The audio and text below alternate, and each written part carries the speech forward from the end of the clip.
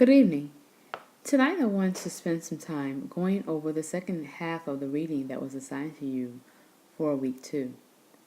Because this half of the reading is a little easier as far as reading comprehension than the first half, I'm not going to spend as much time actually going through each page and paraphrasing like I did the first 3 pages. Instead, I will go through and point out some points for discussion, points to think about, and hopefully point out some connections that you may or may not have noticed while you were reading.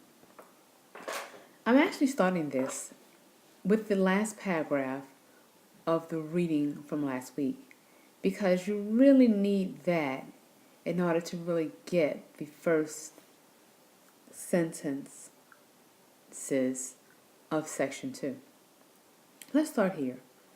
In this last paragraph that starts with "no wonder then," as Ellison says. Okay, remember from last week, he's setting up his whole reasoning that white people should get to know black people. This is his answer for promoting racial harmony. He says, "No wonder then," as Ellison says, "the white Southerner can do virtually nothing without responding to the presence of Negroes. No wonder the white man so often grows cranky, fanciful, freakish, loony, violent. How else respond to a paradox which requires, with the full majesty of the law behind it, that he deny the very reality of a people whose multitude approaches and often exceeds his own?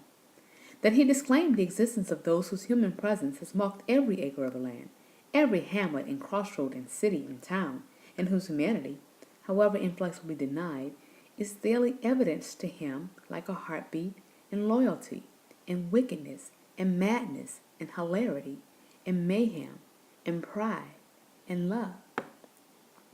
So he's really wrapping up that entire first section, letting you know just how vastly important it is and the effects, the psychological effects of not knowing black people intimately. He sums up all these effects on what happens to white people as a result of this. So his audience is a white audience. He's saying, listen, we have to do this.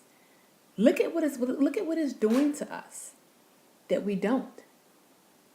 And then he turns and he addresses almost directly his black criticizers, the people who are criticizing him.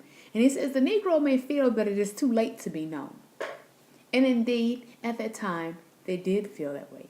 It is the middle of the 1960s. The civil rights movement is in full swing. The timing for this book may not have been that right. He says, and the desire to know him reeks of outrageous condescension. He acknowledged that. He says, but to break down the old law, to come to know the Negro, has become the moral imperative of every white Southerner. Now, this is his plea to his white audience. He's saying, we have to do this. We have to break down the old law, and we have to come to know the blacks around us on a much more intimate level. And then he begins section 2, and he says, I suspect that my search for Nat Turner, my own private attempt as a novelist to recreate and bring alive that dim and prodigious black man, has been at least a partial fulfillment of this mandate. Okay? So he's saying, my writing this novel, I attempted to write this novel as a novelist, as an artist. My attempt at this novel is my attempt to get to know black people at a more intimate level. Now, how is his novel that attempt? Well, remember, he wrote the Confessions of Nat Turner in the first person, whereas he had to imagine that he, in fact, was Nat Turner. How could he do that? Remember, we discussed this last week, and I will repeat it again. It's kind of like, suppose you're in junior high school, okay? And remember when you're in junior high school, you're that kid, you're the weird kid. Let's go back to that weird kid analogy again. And every day you come to school, you're getting bullied, you're getting swirlies, you're getting pushed into lockers, your books knocked down, you just get the works done to you every day. And then remember, 10 years later, you happen to meet your person that's been bullying you, that tortured your life for 3 years. He just tortured you, made your life miserable. And you meet him at a class reunion in 10 years. Now, suppose when you meet this guy, he's saved now.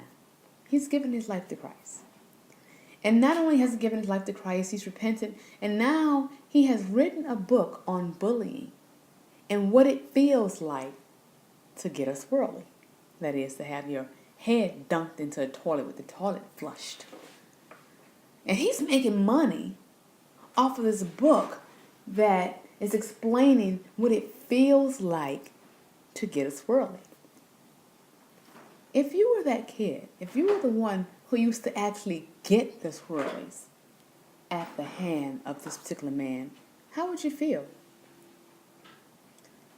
It may be that you'll feel indignant, like, how dare he? What does he know about me getting swirlies? He was the one giving the swirlies. How dare he? All those years he tortured me, and now all of a sudden he's the spokesperson for bullying, when he himself was a bully. You may feel that the person is hypocritical and that he cannot know the pain that he has caused you because he is the issuer of the pain.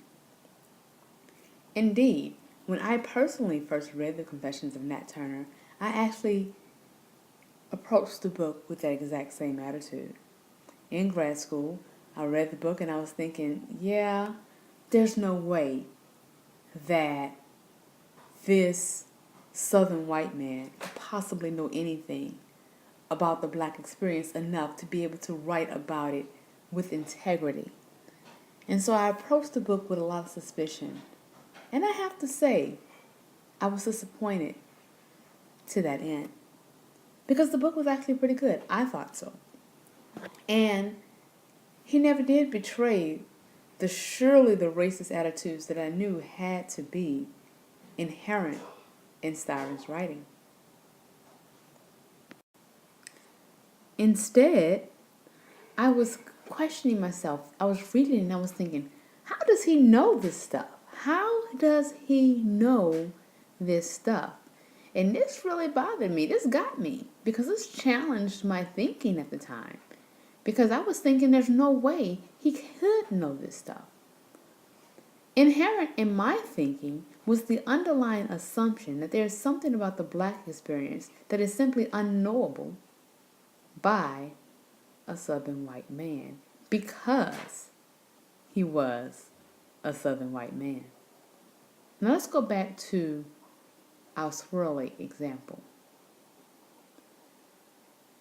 If you ran across this bully, this person who used to torture you 10 years earlier, and you think to yourself, there's no way he could possibly write this book with any integrity, would it surprise you to know that that boy who used to dunk your head in the toilet had an alcoholic father who came home and abused him, punched him around, dunked his head in the toilet, or that his mother abandoned him, or that his brother accidentally shot himself with the gun that he was playing around with while y'all were playing cops and robbers. So the reason why you would feel like this bully can't possibly know what it's like to be bullied is because you make the assumption that just because he didn't go through the exact experience that you went through, that there's not another experience that could match the same fear, the same intimidation.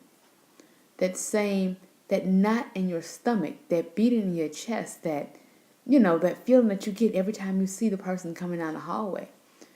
Because there's more to it than just having your head dunked in the toilet. You can dunk your own head in the toilet, but it's not the same as having someone force your head down a toilet. But you will be wrong if you then found out, wow, maybe that person does know it. He may not know what it feels like to have my head down the toilet, but he does know what it feels like to be fearful, to be intimidated, to be abused. Bringing it back to my example with me. Once I started challenging my underlying assumption that there was something so unique about the black experience that a Southern white man could not possibly know it, I then began to reevaluate, and I thought, you know what? The black experience is ultimately grounded in the human experience, and it is, therefore, knowable. So when Styron decided that he was going to recreate Nat Turner in a novel, in order for him to do that with any integrity, in order for him to make a realistic novel, a realistic character, he would have to draw and assume, he would have to draw from the human experience. And number one, first assume that Nat Turner was a man first, and not just a slave. That's a huge assumption, because I remember at the time, and from the reading, you would notice that what Styron claimed was that black people were simply shadows. They were simply a part of the landscape. He showed you the attitudes in this section, in section 2, he began to show you the attitudes of white owners toward their slaves, that they were property and things, and they had no idea that these things and property would have enough ambition and feeling and courage as men and women to actually stand up for themselves one day and rebel. So Styron's idea that at the end of the day, Nat Turner is a man, and I can then imagine him as a man and then relate to him as a man, was a pretty bold and pretty honest endeavor. So that's why he says that his search for Nat Turner, in order for him to write about Nat Turner with any integrity, that is, any honesty, to do it in a way that is believable, he would have to really search for it and find out as much as he can about the man Nat Turner and imagine the rest. But he would have to imagine him as a man and not as the chattel property that he had been to whites before. So that was important. Let's move on. Later on in the chapter, and I think it's on page 16 of your reading, but let's skip to there, because basically after that, Styron goes on and he tells us about what he found out about Nat Turner, who he was. He tells us about the rebellion, and a lot of that we also saw in the film. So let's skip ahead to page 16. And on page 16, and my pagination is a little different than yours, but basically it says, skip down to the section where it says, the immediate consequences of the insurrection were exceedingly grim. And then look at this highlighted portion. It says, the killing of so many white people was in itself an act of futility. Why? Well, because they killed about 60 white people, but then the white people turned around and killed at least 200 of them. So the act itself didn't do much as far as, when you can look around and see what happened. What did it accomplish? You can say, well, it didn't accomplish a whole lot. But then he goes to point out, look down at the other, skip down. He says, even more important than say how many white people were killed and how many black people were killed in return, even more important was the effect that Nat Turner's insurrection had upon the institution of slavery at large. Why? Because news of the revolt spread among Southern whites with great speed. They thought the impossible, the unspeakable, had at last taken place after 200 years of the ministrations of sweet old mammies and softly murmured yeses and docile compliance. and a shock wave of anguish and terror ran throughout the entire South. See, at the end of the day, Nat Turner, and he's going to bring this up later on, disturbed what they thought about the black people. They thought, black people, slavery not that bad. We treat our slaves pretty good. They pretty happy. Because every time they saw a slave, they were smiling and serving and docile. Docile means submissive and compliant. They were obedient. So they didn't look very unhappy. They served, especially the slaves that lived in a house, they served their masters well. So in white people's minds at that time, Styron is saying, psychologically, they were thinking that what they were doing wasn't that bad. Because after all, they were helping black people. They were giving them some place to stay. I mean, they weren't real people. They were animals. They were chattel. So they treated their property pretty well, especially if you were good white slave owners. Okay? So the idea that these good, happy slaves really weren't that happy, that really shocked them. He says they thought, if such a nightmarish calamity happened there, would it not happen here? Here in Tennessee, in Augusta, in Vicksburg, in these bayous of Louisiana? See, what Styron was saying was that at the time, Nat Turner suddenly woke up white people's conscience. It's like this. Now, let's give a modern day, or let's give an example that everyone can relate to. Let's say you did wrong. I don't know. Let's say you just robbed a store, right? You walking down the street, and so for some reason you get in your head you're gonna rob the store. Okay, so you go in the store, and you take something off the shelf. I don't know, anything. Imagine you were like 8 and you take some candy off the shelf or something. Now, when you come out the store, you looking around. You looking over your shoulders. You looking to see if anybody saw you. You walking extra fast. You got your hands. You're not walking swinging your arm like everybody else. You walking with your hand in your pocket and right by your side. Why? Because you know you done did wrong. And you are looking for wrong to come back on you. You're looking to get caught. You want to make sure you're not caught. Or let's say you're cheating. When you're cheating and when you're creeping, you always looking over your shoulder. You keep your phone, you keep it by your side. You make sure you close your notebook or your tablet, your computer every time. You make sure you log off. Why? Because you're not doing right. And you have to be sure to always look over your shoulder because you might get caught and consequences are going to befall you. See, before this time, white people never did that. They just went on and did what they were doing because they didn't think that they were doing was that wrong. They had been soothed their conscience to the point of believing that slavery just wasn't that bad. But when Nat Turner did this, it suddenly awoke their conscience. So now, all of a sudden, they're looking over their shoulders like, wait a minute. Maybe slaves don't like being whipped. Who knew? That's what he says. If such a nightmarish calamity happened there, would it not happen here? Well, of course it could. And as a result of that, they locked down the system of slavery even tighter than they did before. And he goes on to talk about that for a minute. Okay?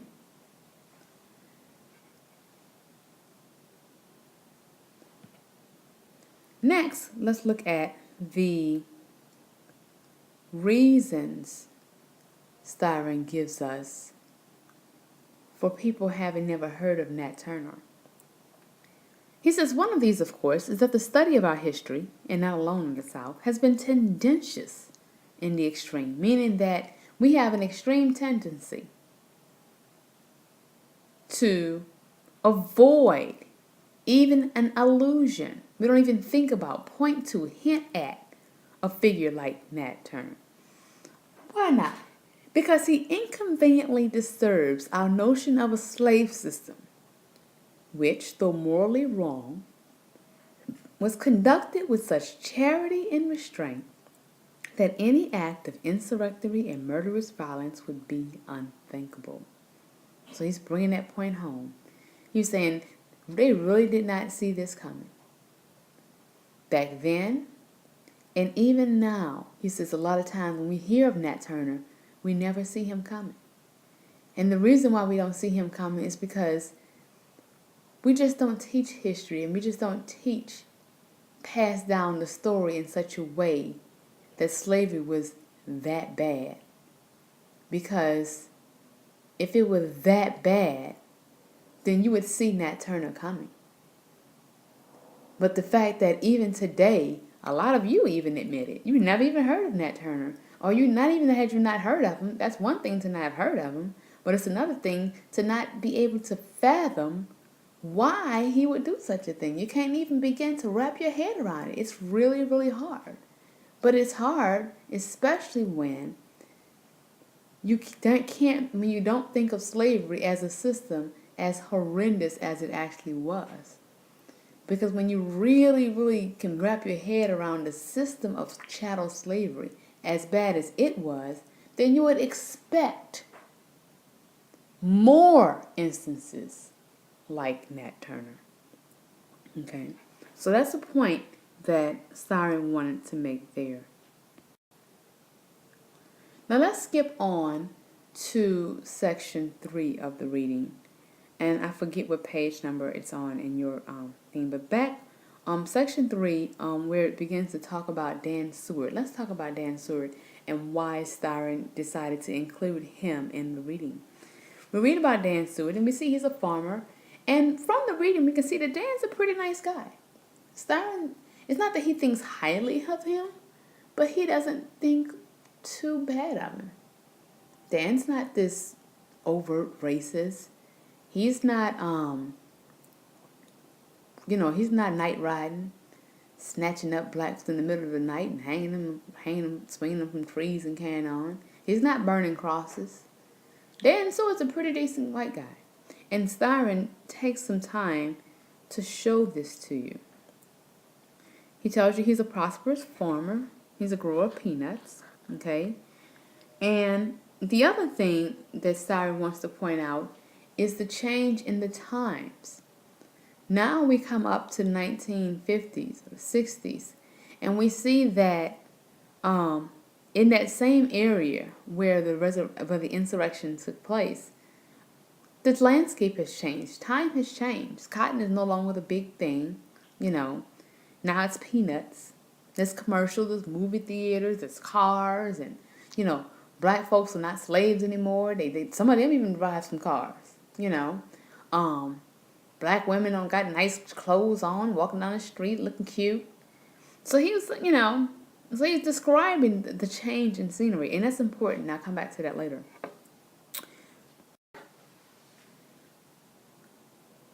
This is more, on this page, he's describing more of what the South looked like, more of the change in the scenery. But let's go back to Mr. Seward. Let's read right here where Mr. Seward is talking about how much Southerners knows the blacks. It's interesting why Styron brought him in. And let's listen to Mr. Seward. He says, I don't know anywhere that a nigger is treated better than around here. He says, you take your average person from up north, he just doesn't know the Negro like we do.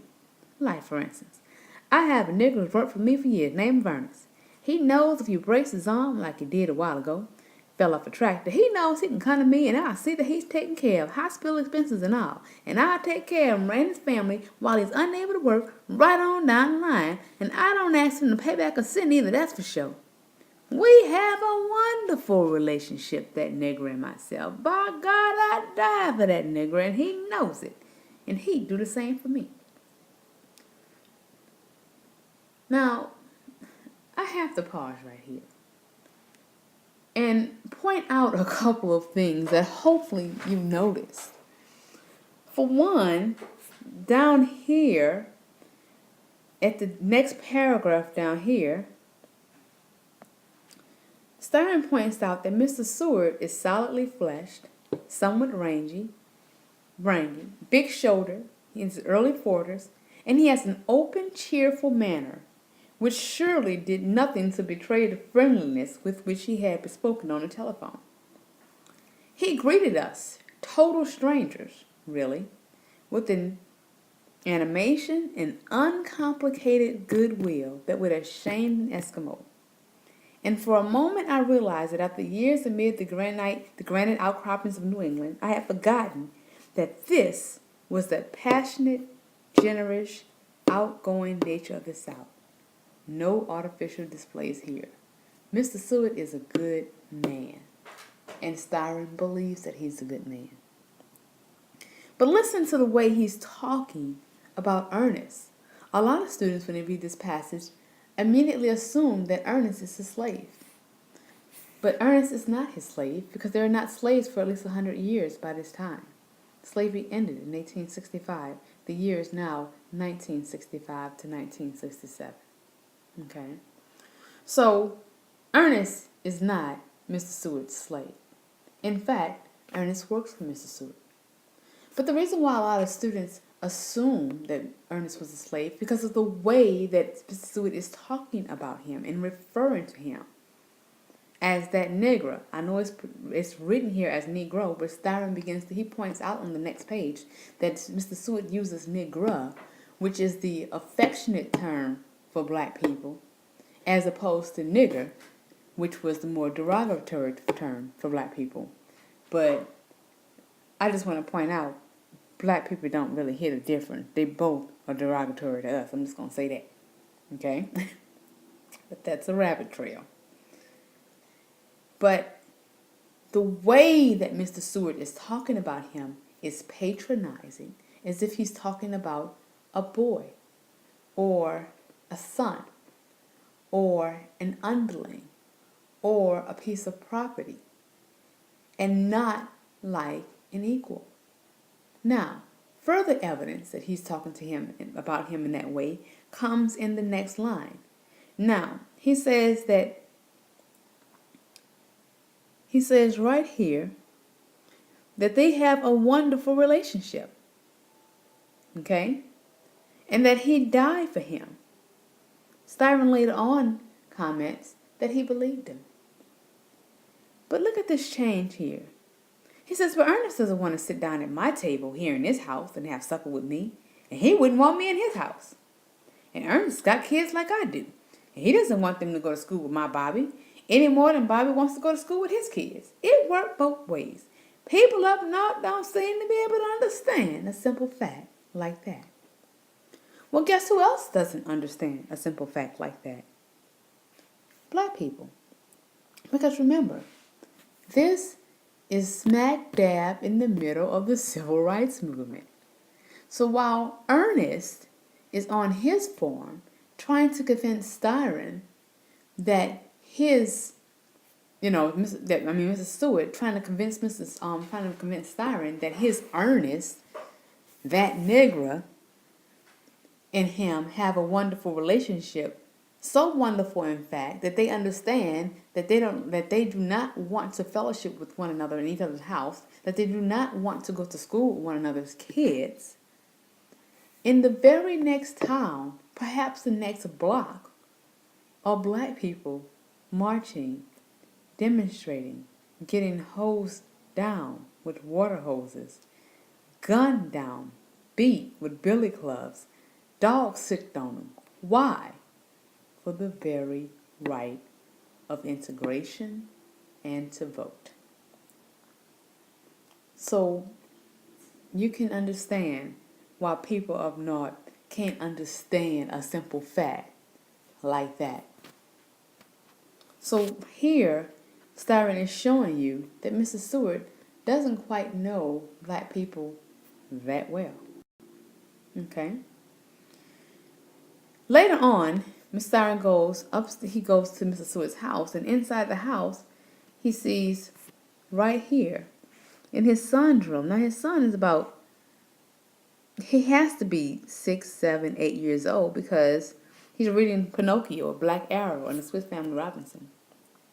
He says, upstairs, we inspected his son's Bobby room, a kid's room with books like Pinocchio and the Black Arrow and the Swiss Family Robinson.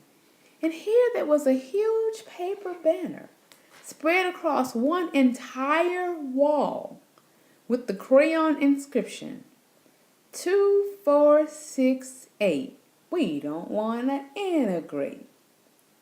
He said it was a sign so overwhelmingly dominated the room that it could not help provoking comment. And it was this that eventually led to Mr. Seward's reflections about knowing Negroes. So, there you have it. You see the reason that Styron uses Mr. Seward in his essay, because he's pointing out the irony of whites' attitudes of blacks in the area in conjunction with what blacks are actually doing and fighting for at the time. The last thing that I want to point out about this section of the reading is to show you, to be able to put together all three sections and to look at what Styron is doing rhetorically with all three sections to make his larger point. If you recall, in section 1, he recounts whites' attitudes toward blacks during the 1930s and 40s. And if you go back and recall then, he was saying that at the time, whites just kind of looked at blacks as part of the scenery. They were ignored. They were, at one point he says, they were in every respect inferior to white people. Then in section 2, we look at his account of Nat Turner, and he brings you back to 1830, 100 years prior, and he shows you that same section of the city, of the state, where whites looked at blacks in every respect as inferior. In fact, they were enslaved, and they were surprised that these inferior beings would have the gumption to even rebel.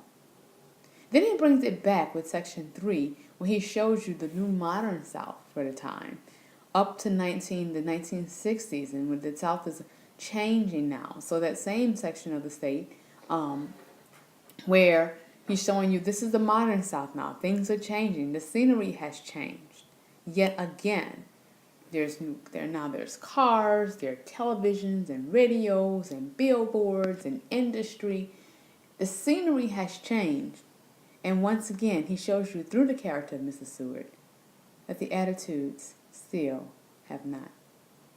So, as you go through this reading in this week's assignment for your homework, the next question is, what does Styron mean by know? And how do you know that? And so consider all these things as a whole when you begin to answer that question.